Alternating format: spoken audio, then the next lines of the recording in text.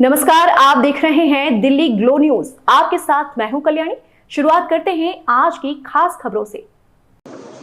आज आल party meeting में कई सारे मुद्दे उठाए गए और खास तौर से जांच एजेंसियों का जो दुरुपयोग हो रहा है विपक्ष के नेताओं पर, जिसकी सबसे ज्यादा भुक्तभोगी पार्टी आम आदमी पार्टी है। हमारे मुख्यमंत्री को जेल में डाल रखा है, शिक्षा मंत्री को जेल में डाल रखा है, स्वास्थ्य मंत्री को जेल में रखा है। ये सारा मुद्दा आल पार्टी मीटिंग में हमने सामने रखा कि विपक्ष के नेताओं पर जिस तरह से ईडी का, सीबीआई का, इनकम टैक्स डिपार्टमेंट का दुरुपयोग हो रहा है, इस पे सरकार ये पीएमएलए का जो एक ईडी को पूरी तरीके से दानवी ताकत दे दी गई है, इसको वापस लिया जाए और इन नेताओं पे जो कार्रवाई हुई है उसको खत्म किया जाए। दूसरा विषय, बजट को लेके मैंने दिल्ली का और पंजाब का इशू भी उठाया।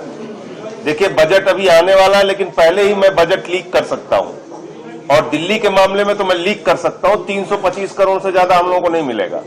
पिछले 9 साल से 325 करोड़ मिलता है दिल्ली को। लाखों करोड़ का टैक्स हम लोग देते हैं, लेकिन 325 करोड़ से ज्यादा नहीं मिलता। वो मुद्दा उठाया। इसके साथ साथ जो आज की तारीख में एक बर्निंग इशू है कि आपने एक ऐसा फरमान जारी कर दिया जो हिटलर के शासन में होता था। यहां कोई नाजीशाही थोड़ी चल रही है।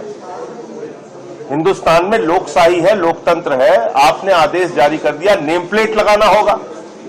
तो मुसलमानों के खिलाफ जो दुर्भावना है वो भी है।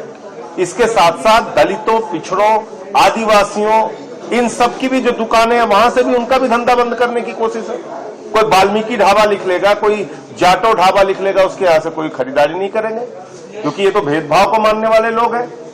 इन्होंने तो श्रीमती द्रौपदी मुर्मू जी को राम मंदिर के उद्घाटन में नहीं बुलाया, रामनाथ कोविंद जी को शिलान्यास में नहीं बुलाया।